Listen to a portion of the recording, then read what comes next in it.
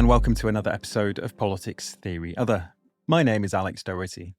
Firstly, a big thanks to Juliet Jakes and Paris Marks for their very able presenting of the show while I was away. And if you missed their episodes with Cecilia Rickap on digital sovereignty and James Schneider on Britain's New Left Party, then do go check them out. My guest today is Sebastian Budgen, who returns to the show to talk about the political crisis in France, where French President Emmanuel Macron has appointed his third Prime Minister in a year as he seeks to get an austerity budget through the French Parliament. We talked about the political background of the new Prime Minister and longtime Macron ally, Sebastien Lecornu, and whether the French Socialist Party is likely to prop up the new government and vote through a budget. We also talked about how the radical left La France Insoumise and Jean-Luc Mélenchon have handled the campaign of demonisation they have been subjected to by the French media. Finally, we talked about the legal troubles of Marine Le Pen and the electoral prospects for the far-right National Rally. If you find this interview useful, then please do consider becoming a £5 supporter of the show on Patreon. The show depends entirely upon listener support, and as well as keeping the PTO show on the road, you'll also get access to bonus content, such as the recent listener questions episodes with Richard Seymour. You can support the show in pounds or whatever your local currency happens to be, and you can pledge any amount you choose. Go to patreon.com/polltheoryother to sign up. Sebastian Budgen is a senior editor at Verso Books and serves on the editorial board for the journal Historical Materialism. Following the vote of no confidence early this month that ended François Bayrou's time in office as French Prime Minister, the French President Emmanuel Macron has appointed his long-standing political ally, Sebastien Lecornu, making him France's third Prime Minister this calendar year, something that has occasioned a fair bit of amusement in the Italian media, where there is talk of France now taking on Italy's mantle of being a byword for political and economic instability. One of Macron's former economic advisors commented after the appointment that with Lecornu, it basically means that Macron is prime minister. Macron and Lecornu are essentially one. Is that an accurate assessment in your opinion? And could you say a bit about Lecornu's political background and what his time in government, including as Minister for the Armed Forces and Minister for France's overseas territories, can tell us about him? I think it's true that France and Italy have changed places in terms of the governmental instability. We all remember the jokes about governments every 3 months or even less in Italy during a whole period of time. And the stability, the bipartisan stability that the French Fifth Republic offered for so many decades has clearly collapsed now. You know, some people have compared the situation now to the situation of the Fourth Republic, which was also very unstable in terms of governments rising and falling. So that's certainly true. Lecornu follows Michel Barnier, who was supposed to be the figure of the reassuring figure of the kind of urbane bourgeois right with a strong EU background. He was followed by François Bayrou, who is centre-right figure with a kind of Catholic background. In fact, he got into trouble because in his constituency, there's a Catholic school where he also sent his kids to, where there were big scandals about sexual and physical abuse that he covered up. And then we have Sebastien Lecornu, who is also from the right. He's very young. He's born in 1986. He comes from a middle-class background, but hasn't really done anything apart from being professional politics. He went to Catholic school, claimed that he had a master's in law in the University of Paris, where it was found out that he didn't actually have a proper master's because he'd never finished the process. And he started very quickly in his career at the age of 16 as a member of UMP, the Union pour un mouvement populaire, which was the new name for the right party, joining the youth wing, and then becoming a parliamentary assistant and rising up the ranks until he finally joined the National Bureau of the Republicans, which was the new name after the UMP, in 2015. He was quite close to Bruno Le Maire, who then became the Minister of the Economy. He's somebody who's basically completely unknown in the French, or almost completely unknown in the French context. It's not someone who has really marked French politics in any serious way. Nobody's really heard of him. He has had various ministerial responsibilities, most importantly, Ministre des Outre-mer, so Minister for the parts of France outside of the metropolitan France, so the New Caledonia, the Caribbean, and so on. He was also Minister of the Armies.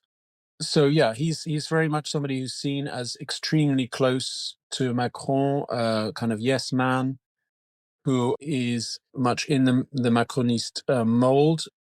The only slight controversies that they've been about him are that he came across as somewhat homophobic in some statements that he made in the past. So he's clearly sort of in the outer edges of the Catholic right that finds gay marriage and homosexuality in general a problem. And most importantly, it was revealed that he had had a couple of private confidential dinners with Marine Le Pen as a kind of footsie exercise between the right and the far right. And that was obviously supposed to be completely confidential, and that got leaked to the press. He claims to be from the Gaullist social right, as it were, but from what is possible to tell, he's basically a neoliberal, very much in the Macron mold, with this slight Catholic tinge, if you like. There have been differing interpretations of what his appointment tells us about Macron's intentions regarding trying to pass a budget. Some have argued that the appointment of this figure of the right, as you describe, a one-time advisor to Sarkozy, close confidant of Macron, indicates that Lecornu will be tasked, as Bayrou was, with trying to pass another austerity budget, perhaps unsuccessfully. It seems hard to see how simply doing the same thing over and over again achieves anything. Others argue that Lecornu will be given more room to maneuver and that he will offer concessions to the Socialist Party in the hope of passing a budget with their support, which would also have the benefit of splitting the left and splitting the Socialist Party from the France Insoumise. Which interpretation looks more accurate in this moment, do you think? Both. It's clear that the Bayrou government tried to stir up an enormous feeling of crisis and urgency around the debt, France's debt burden, and used that as the justification for a very, very swinging set of austerity measures. And this is why they've been talking about France having to go to the IMF and this sort of rhetoric. Yeah, Right? yeah, that kind of nonsense. So it was just like they wanted to cut something like 44 billion from the budget, and that involved, some quite sort of symbolic things like cancelling 2 public holidays and so on and so forth. And that was, one of the reasons that the Bayrou government fell. Clearly, the line is still the same under Lecornu, but they've had to reduce their ambitions about the level of cuts that they want to push through. How, what exactly the figure they will come up with is unclear, because, as you say, they are in quote unquote negotiations or discussions with the Socialist Party and the trade unions on the other side. Whatever figure they come up with, it will still be an austerity budget. It just won't be as outrageously swinging as that posed by the previous government. I mean, Lecornu has the advantage of being, as I say, fairly unknown, not somebody known for his enormous ego as Bayrou was. Therefore, perhaps considered both by the far right because of their sort of previous associations with him, and potentially by the Socialist Party as an interlocutor with whom they would have perhaps more luck in, wringing a few concessions out. They see him perhaps as somebody who is, at least easier to talk to. But I don't think that means any serious inflection in terms of the overall economic program. I mean, you've already touched on it there a little bit about overheated rhetoric about France's economic situation. But nonetheless, in this moment, France is a bit of a European outlier. The budget deficit is nearly double the EU's 3% ceiling, although we could perhaps talk about how much wriggle room there is with the EU's fiscal rules. And the debt pile currently stands at about 114% of GDP. We had this moment earlier this month where the Fitch credit rating agency downgraded France from AA minus to A plus, the country's lowest level on record. Clearly, this can be seen through the lens of really primarily a political dispute about the direction that France wants to go. But do you think the economic crisis is, to some extent, real? Well, I mean, like all these things, it depends how you look at it. Yes, there is a big debt burden, and yes, it's worth pointing out that this has been one that's built up under the stewardship of Macron, who was supposed to be, they called him the Mozart of finance, and was supposed to have, through his startup nation style pro-business agenda, was supposed to have taken France onto a new growth path and so on and so forth. And clearly, the degree of mismanagement here is quite startling in the light of those earlier claims. One also has to take into account, as La France Insoumise, has been doing consistently over this last period, that you can only judge the size of the debt comparatively to whether the direction in which the state revenue is heading. And it's clear that the enormous concessions that the Macron government has made both to businesses and to the rich in France over the whole period since he was first appointed president in 2017 have been to compress income for the state, revenue for the state. So obviously, in that context, where you have increased spending, partly to do with the COVID crisis, and then, of course, the plans to rearm France and invest massively in the defense industries, when you have new spending and reduced income, then you get a growing debt burden. But that is a political decision to have reduced those taxes and that fiscal weight upon the capitalist and richer classes. I think we might come back to the budget, but for a moment, let's just talk about Bloc on Two, the Block Everything movement, which emerged in response to the proposed austerity budget of the Bayrou government, which led to its fall. The movement resulted in these major protests and strikes on the 10th and then the 18th of September, with the latter bringing over 500,000 people into the streets, according to the Interior Ministry, over 1 million, according to the CGT union. What is the composition of Block Everything, and how does it relate to the broader left in France in this moment? Well, the Block Everything movement started basically online, probably in some kind of sovereigntyist slash far right websites, but quickly became viral and was rapidly taken over by people from with other kinds of politics, mainly from the left and particularly the radical left. So it was spontaneous in the sense that it was initially a kind of series of online initiatives, but quickly became a sort of banner behind which the most contestatory parts of the French left rallied behind and took it in a different direction from that which it might have gone.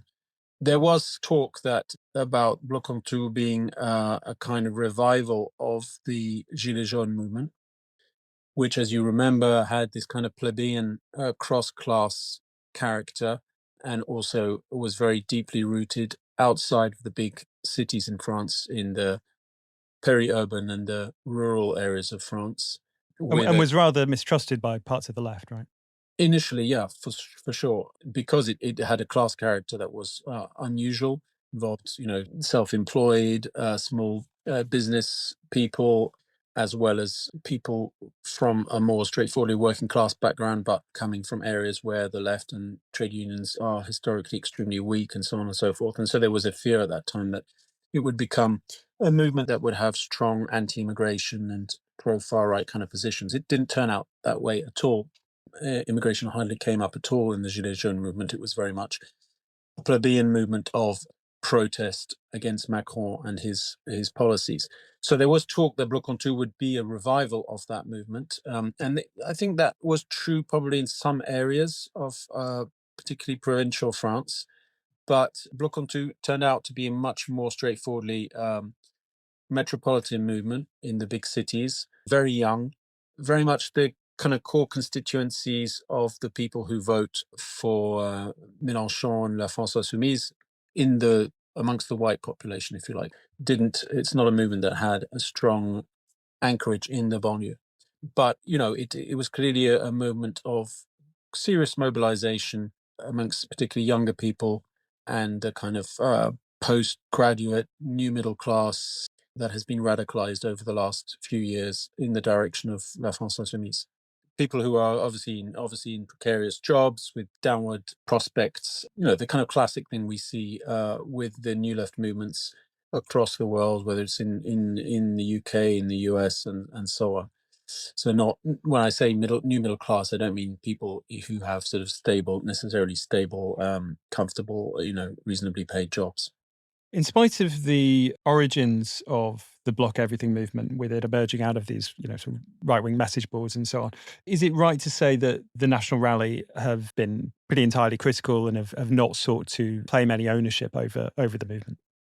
Yeah, absolutely. I mean, at the beginning, I think they were vacillating a little and wondering whether it was worthwhile them trying to invest anything in it.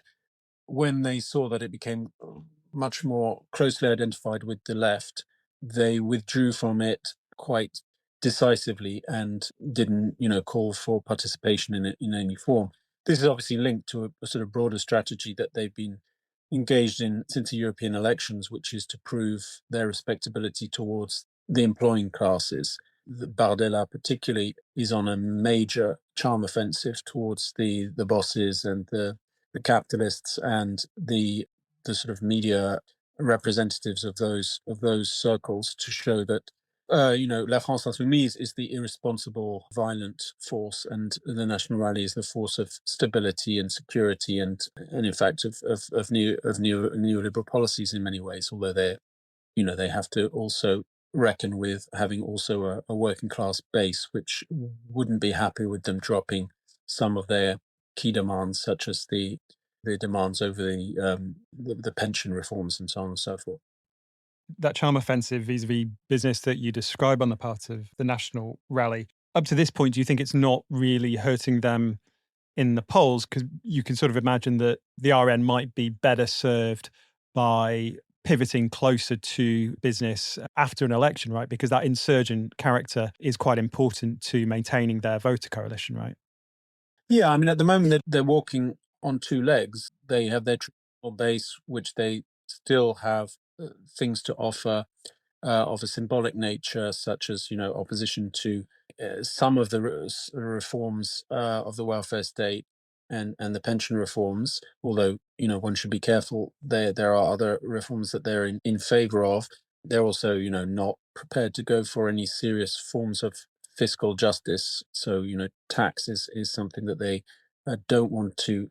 There's a lot of debate at the moment, for example, about taxing the super rich and the Zuckman tax and so on and so forth. That is not an arena in which they want to go. So they still have that social base around those kind of symbolic appeals to defend aspects of the French welfare state, and of course, on an anti-immigrant basis, very importantly, which appeals to a whole section of their base, and at the same time, suck up to the Employers Federation and so on and so forth. And those things are not necessarily in contradiction yet, because there's no election coming up. A presidential election would certainly bring those contradictions to the fore in a way that it's easier for them to hide at the moment. The upcoming elections are the municipal elections next year, which by their nature are very localized and so on and so forth. And it's possible to bury those contradictions under sort of local campaigns for law and order and anti-immigration and that kind of stuff. A national election, whether it would be a new dissolution of the National Assembly leading to legislative elections, or indeed the presidential election, will make it more difficult, let's say, to openly ride two horses at the same time. Of course, that doesn't mean that they won't be able to do it, because a lot depends on the fact that a whole part of their social base is really disconnected from politics and doesn't follow day to day the dealings between Bardella and the leader of the Employers Federation and so on and so forth. They're interested in the big headlines that the RN are putting forward, rather than the machinations that are going on in the corridors. On La France Insoumise and Jean-Luc Mélenchon, who may run for president again in 2027, how has the party navigated the situation since its electoral breakthrough in the snap election called by Macron in 2024? And how has it fared with the campaign of demonisation against it from the French media, much of it centered on allegations of anti Semitism in this moment where, rather remarkably, given the history, of course, Marine Le Pen and the National Rally are positioning themselves as the great defenders of France's Jewish citizens. Well, I have to say rather well. I think they've handled the situation rather well. The in the immediate aftermath of the elections, there was a whole debate, of course, about since the left came out in front, the new Popular Front came out in front. There was the debate about who should be the prime ministerial candidate should Macron accept the results of the election, which obviously he didn't in the end. That led to some rather painful days of negotiation with their other partners, the Greens, the Communist Party, and the Socialist Party. But ultimately, they took a position which I thought was quite clever, which was to say, okay, well, we're not going to be on the side of presenting problems if La France Insoumise prime minister is a sticking point, or indeed ministers are sticking points. That's fine. We're not sort of insistent on participating in the government, but what we are insistent on is that this government defends the program of the new Popular Front. And of course, the program of the new Popular Front was largely, apart from some concessions they had to make on international politics, was largely the program of La France Insoumise. So they were saying, they were disassociating the question of the people involved and the program in quite an effective way, putting both the Macronist and their centre-left partners on the spot. Since then, tensions have continued to accumulate within the new Popular Front, leading to its essential dislocation, largely because the Socialist Party is itself deeply divided. There is a right wing in the Socialist Party that is represented by someone like François Hollande, the former prime minister, which is deeply hostile to any kind of alliance with La France Insoumise, and certainly an alliance in which La France Insoumise is the dominant partner, and would prefer to break from it and have an independent centre-left or Socialist Party candidate for the presidential elections. And that was buoyed up, that attitude, by the results of the European election, where Raphael Glucksmann, the candidate who was representing the Socialist Party, got a decent result. It wasn't a fantastic result, but he came out ahead of La France Insoumise. So that buoyed up the right within the Socialist Party and has basically led to it withdrawing from the new Popular Front. La France Insoumise, in the face of that, has maintained a very firm position of saying no deals with Macron's governments, no backing down on the program that we were elected on. This is the program that everybody was elected on, including Socialist Party deputies. Anybody who throws out a life vest to the Macron governments and tries to do so for some kind of rotten deal is to be condemned. And I think that has put the Socialist Party in a very difficult position, because on the one hand, they want to prove that they're capable of governing again and being a responsible party, and potentially being a party of coalition with the Macroniste. And on the other hand, it's quite obvious that there is a form of what you can only describe as treachery here in relation to the program on which they were elected. So that was quite a good move, I thought, putting the Socialist Party on the spot. There have been a lot of attacks, as you say, over the question of anti-Semitism, but to be honest, those have tended to die down, partly because of the dramatic nature of what is happening in Gaza, which has led to a kind of recalibration amongst the centre-left, and even Macron himself taking a hard line on Israel. And the Socialist Party, quite amusingly, called for the mayors of all France's socialist-controlled towns to, hoist the Palestinian flag the other day when Macron supposedly recognized the state of Palestine. That was a clear opportunistic move to try and kind of reposition themselves on a question that La France Insoumise had been very strong on. There has been another kind of attack, which is there was a book that came out published by two journalists, one from Le Monde and one called by Libération, called La Meute, the Horde or the Pack, which is a very aggressive book, kiss and tell book with interviews of lots of ex-La France Insoumise members trying to prove that the organization is a sect, that is controlled in a highly authoritarian manner, that its internal mores and so on are extremely brutal, and so on and so forth. And that's a book that got enormous media coverage, has sold very well, and led to all sorts of people denouncing La France Insoumise as a fascist organization, for example. in some cases, or being a Stalinist organization. So that led to a lot of controversy for several weeks, in fact, to put La France Insoumise on the defensive. They didn't back down on this, as they didn't back down on the question of anti-Semitism, and I think they've more or less ridden out that wave. It's probably left scars. One will have to see what happens in terms of the polls in relation to the centre left, but broadly speaking, I think their attitude has been quite effective, quite crafty, and quite resolute. Does that sort of very staunch and sort of unapologetic approach to these attacks, does that reflect something about the leadership of La France Insoumise and Mélenchon, or is that also to do with a sort of a learning process, perhaps from witnessing what happened to Corbynism in the UK?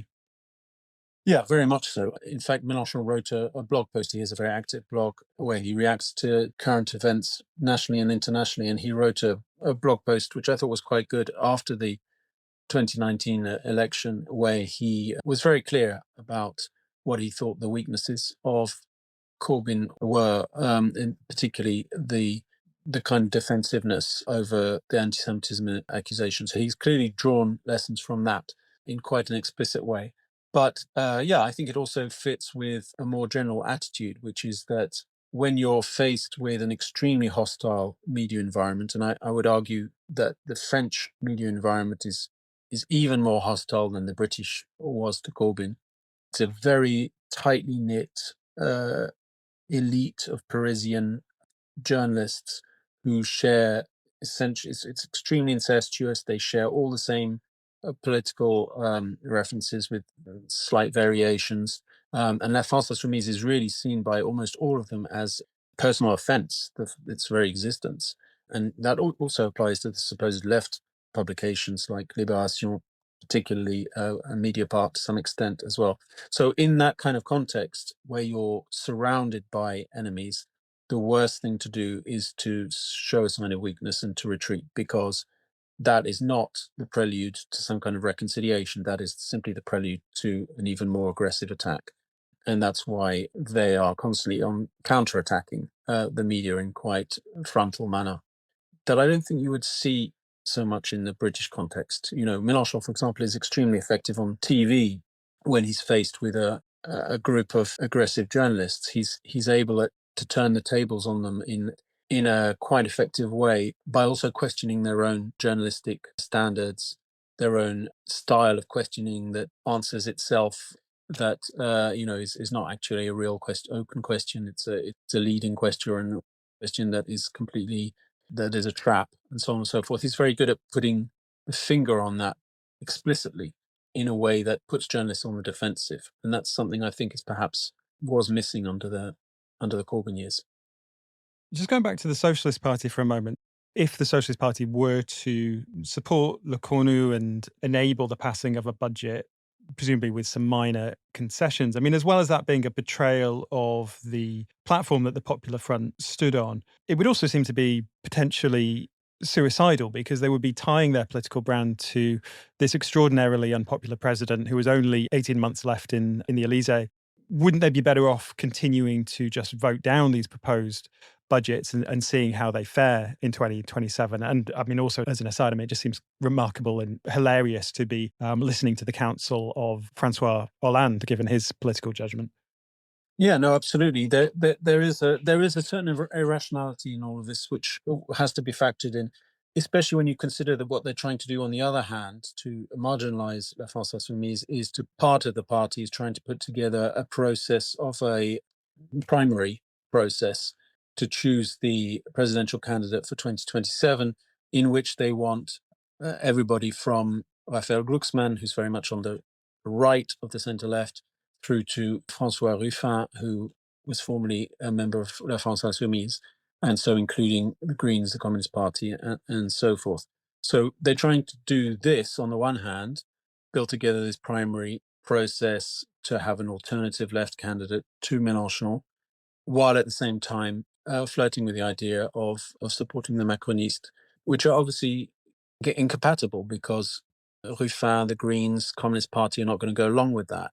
And that will completely lead to an implosion of that process of creating a primary. Now, there are people on the right wing of the Socialist Party who'd be very happy with that because they would want to see just a Socialist Party candidate without any allies, or at least a Glucksmann candidate. He has his own micro party, but without any baggage, as it were. But that's based on a really very heroic assumption that that would be any more successful than their last attempt, where they got the 2%. So yeah, there is a degree of irrationality to all this. I suppose the only rationality is that the Socialist Party has been buoyed up by, on the one hand, getting more MPs elected under the new Popular Front program and their somewhat better results in the European elections. So they, I suppose, think that the next step to prove that they're back in the game, as it were, they're not completely out of the game. They've returned to their roots as the kind of natural party of government of the left, is to engage in some kind of alliance or coalition or support from the outside of a Macronist government. But in the highly polarized context of French politics today, that's appealing to a kind of phantomatic middle class voter, center left middle class voter, that either doesn't exist or exists in such a small scale that it's not going to be meaningful for a presidential election. So yeah, I agree. There's a lot of strange calculations that don't seem to make any sense. On the national rally for a moment. So in March of this year, Marine Le Pen was found guilty of embezzling EU funds, for which she received a 4-year prison sentence, 2 years of which were suspended, in addition to a €100,000 fine. The other 2 years of that sentence, which would be under house arrest, I believe, wouldn't be implemented until all appeals are exhausted. But we've now heard that the French Court of Appeal says it will make its ruling in summer of next year. What's been the reaction to that, given that that might pave the way for her to run in the 2027 French presidential election after all? Well, that's not so straightforward. I mean, the appeal has been fast tracked and brought forward to February of next year. There are two problems with that. One is that it's just before the municipal elections. If the sentence is confirmed, then that's obviously a big disadvantage for them in image terms just before the municipal elections in March and April.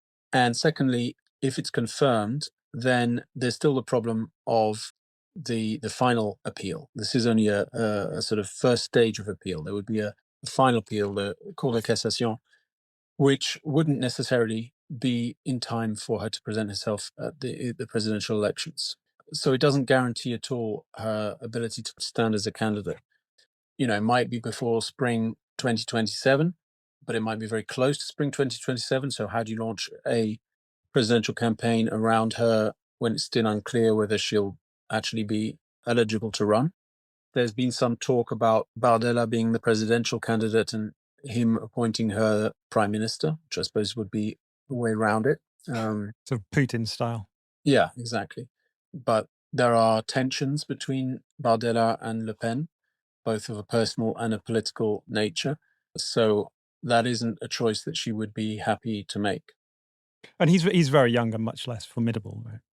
As a campaigner, you mean? Yeah. Yeah, but he's also quite smooth. He doesn't have apparently doesn't have the baggage of the Le Pen name and the controversies of anti-Semitism and racism of the past, although actually he's very close to some very radical far-right people, the identitarians, for example. But the image that he gives off is somebody who's kind of, they call him the perfect son-in-law and so on. He's very popular on TikTok and amongst a whole section of young people for his videos. So he has other types of attributes, if you like, that could appeal to an electorate.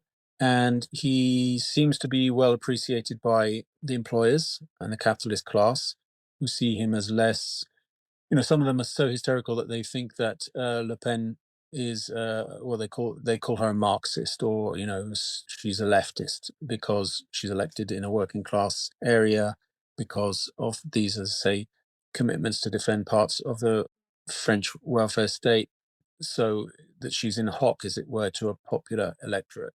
And Bardella doesn't seem to have that kind of profile, so he's more pleasing to the employers and potentially also to the right, because we could be talking about in the eventuality of a victory for the far right, it might not be an outright victory, so it might be a coalition government with the traditional right. Marine Le Pen, historically, with her father, gets on very badly with the traditional right. She dismisses it as the bourgeois right. She doesn't want to be in a subordinate position to the traditional right. So, relations have historically been very bad. That changed a little bit at the last elections, where Eric Ciotti, who was the leader of the Républicains, jumped ship and joined her with a small gang. But still, relations historically have been very poor. So he's potentially a better candidate to do a coalition with than she would be. Okay, so my last question is on Emmanuel Macron and how to evaluate his political legacy. But before we get to that, could you say a bit about the fluidity of the political situation in France currently and how difficult it is to offer very firm predictions, including about whether political dynamism lies more on the left or the right? As with all these conversations that we've had in the past, I think it's important to emphasize how unstable and unpredictable things are in French politics in general, and particularly at the moment. There are a lot of moving parts that one can't account for. One of them, of course, is whether this wave of struggles from Bloc II to the big strikes and demonstrations on the 18th will continue and will intensify. That is entirely possible. There have been new strikes and demonstrations called for the end of the month. So there is a dynamic there could develop that would be quite important. The second element that one can't account for is this juridical element about Le Pen and the courts and so forth. The third moving part is what is going to happen in the centre left. So the centre left, as I say, would like to have their own candidate for the presidential elections against La France Insoumise, but there are a lot of pretenders to be that white knight. They're fighting amongst each other. It's not clear to me that they have somebody who is a particularly strong candidate. Raphael Glucksmann, who's considered by some to be their best candidate, he's a very weak candidate in terms of being able to appeal beyond the traditional centre-left electorate. He has no charisma for a start, but secondly, his political program is so limited that it's difficult to see how he would appeal to anyone outside of the highly educated professional classes. Will that lead to a complete fiasco in the center left? Will the Greens stick with this process? Because the Greens' existence is also in danger. That's one of the reasons the new Popular Front happened, was because the Greens, originally it was supposed to be an alliance of all the left parties without La France Insoumise. The Greens were the ones who said, that's not going to be possible, guys, because that means we'll get wiped out. So will they stick it out along the lines of what the Socialist Party is proposing, or will they also throw a spanner in the works? That's something that's impossible to predict right now. And yeah, the implosion of the center is quite impressive. The Macronist party is basically falling to pieces in front of one's eyes, because they all realize that 2027 is going to be a big mess for them. They could get wiped out at the elections. They have no clear alternative candidate to be a successor to Macron in any serious manner. So that means they are locked into an embrace with the right. The right itself is locked in an embrace with the far right, because the right is just running to try and outpace the far right in terms of more and more outrageous statements about law and order and immigration and so on and so forth. So that completely distorts any specificity that the Macronists had. This original combination of economic liberalism and social liberalism. So what will happen there? Will the centre completely disintegrate, leaving a void, or will they be able to patch things up? So yeah, all of these factors are in motion right now. None of the direction that they're moving in is predictable or is clear yet. And it's the interaction between them that will lead to the new political situation. So yeah, it's very difficult to be definitive about anything right now. Just finally on Emmanuel Macron's legacy. So when he was first elected in the spring of 2017, his victory was depicted as this repudiation of political extremes, and that he was saving France from the prospects of the National Front, and that he was reinvigorating the neoliberal centre. Aside from the pension reform, his economic agenda has been very much frustrated. And then there's his tendency to utilize extreme and sometimes deadly force against public protests, notably during Black Lives Matter and the Gilets jaunes protests. And that's something that may very much aid National Rally if they come into government and launch a wave of repression. What do you think Macron's legacy is likely to be, and how do you think his politics is best characterised at this point? Because there is this debate sometimes about whether he's a throwback, the last neoliberal, or whether he's should really more be seen as a figure of the authoritarian right. Yeah, I mean, I think he's a bit of both. To be honest, he's a Janus-faced figure, and it's proof that neoliberalism, even with a human face, isn't incompatible with highly authoritarian discourse and policies in practice. Neoliberal, the human face on the streets, authoritarian liberal between the sheets, as it were. So, as you say, the economic legacy is pretty unimpressive. France's economy is in trouble. The notion that it was going to be rejuvenated by internet entrepreneurs and startups and so on is clearly nonsense. He has not managed to make any of the swinging cuts in the welfare state that neoliberals still dream about. Although he's been very effective at death by a thousand cuts, as it were. And on the societal front or social front, no major reforms worthy of writing home about.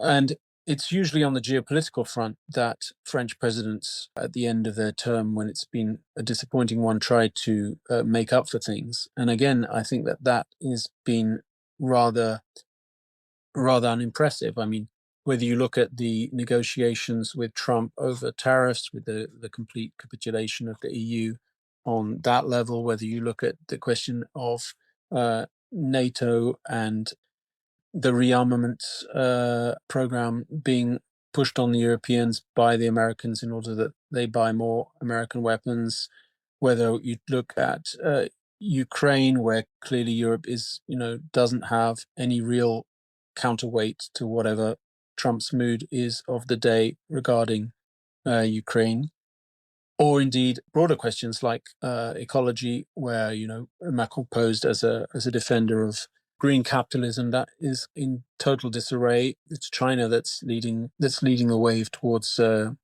decarbonization and renewable energy, not Europe.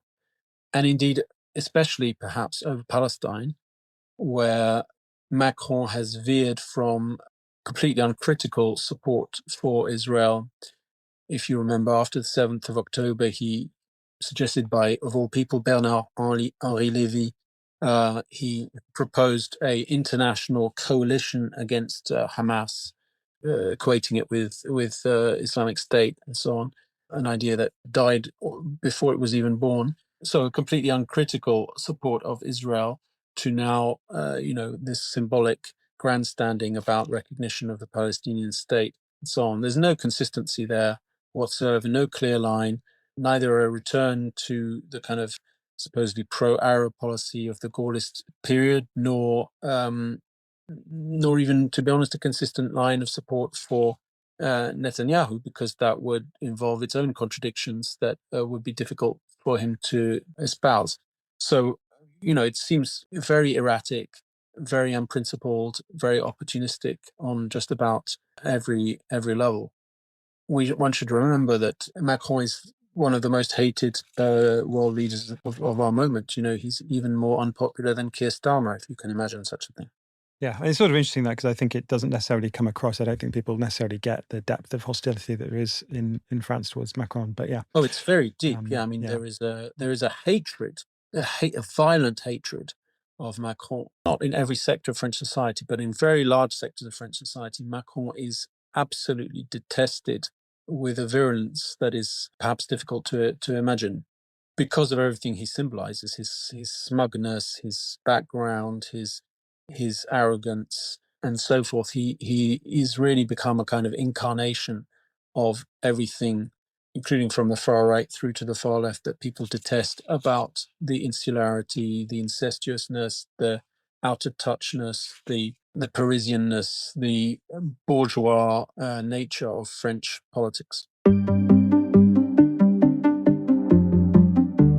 You've been listening to Politics Theory Other. If you've been enjoying PTO and finding it useful, then please do consider becoming a £5 supporter on Patreon. The show depends entirely on listener support, and if you sign up, you can access bonus content, including listener questions episodes with PTO guests. Go to patreon.com/polltheoryother to sign up. The show's music and graphic design is produced by Planet B Productions. Thanks as ever for listening. I'll be back soon.